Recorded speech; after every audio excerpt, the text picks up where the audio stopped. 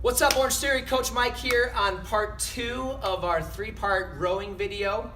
This video, I want to talk to you about some rowing drills to help out with that 3x3, particularly your order of legs, core, arms, arms, core, legs, and then talk about some common errors as well that you yourself may find doing while you're in class, or maybe some folks around you. All right, so again, going back to that first video, getting yourself set up, pressing the on button on the monitor, getting your foot plates adjusted. I'm just gonna fast forward through all that and get strapped in right away because I'm already set up, pulling the straps tight, and now I'm back into my starting position. Okay, remember posture, pulling those shoulders down away from the ears, sticking that chest up right a little bit, and pulling the low back out of the hips. Now I'm ready to rock and roll.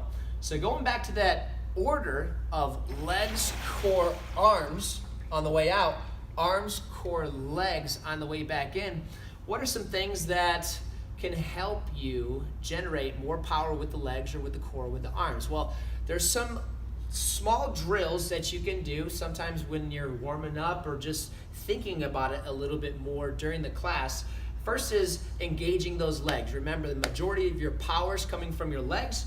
When you're in that start position, you get that posture set up, think about driving through those heels and pushing your hips backward to generate that initial motion right there. So I'm pushing back, nothing else is engaging, nothing with my upper body.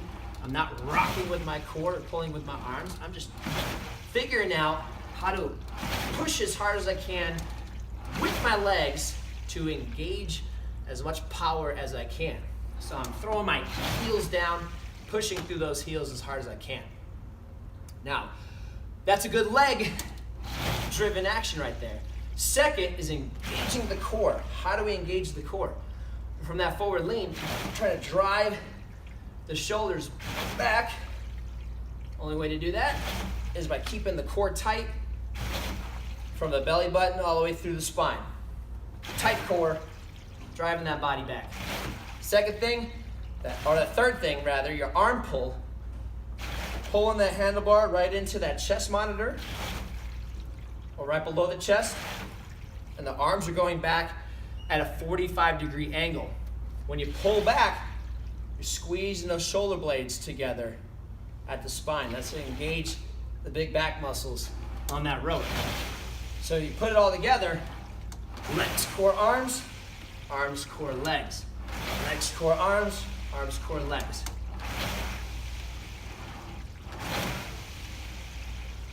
Whew. Out of breath because I'm producing a lot of power. And that's the point.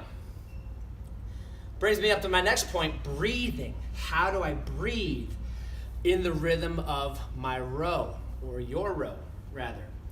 Whenever you perform the outward motion, driving through those legs, you want to exhale your breath. Breathe out when you're pushing through the rower.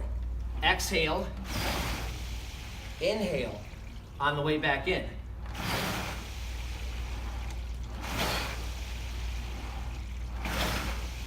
Okay? Now we tend to, when we're moving too quick, we start hyperventilating and we get out of rhythm, right? So sometimes you may breathe twice.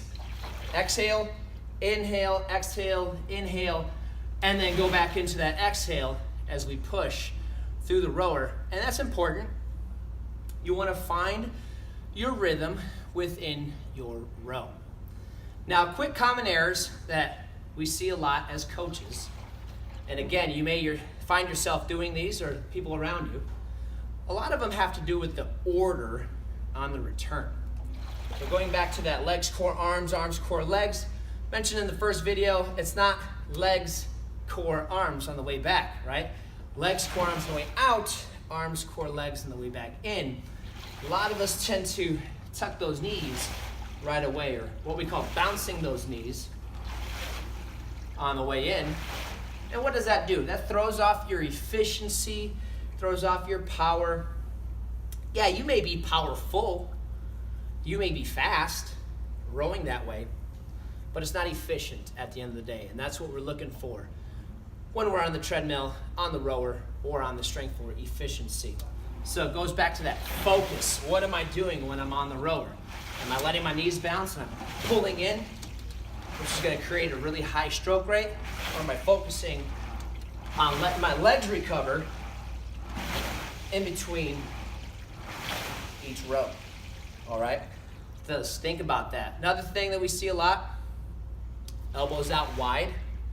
Well, you're engaging a lot of the rear deltoids in this motion here, but not a lot of the back muscles. So you want to tuck those elbows down, drive those elbows back, squeeze those shoulder blades together on the back side there. Another is leaning too far back. Now we're engaging way too much core, way too much low back. You want to stop at about 45 degrees, or if you're looking at the clock, think about 10 o'clock to 2 o'clock on the way back, and that'll help with that position as well.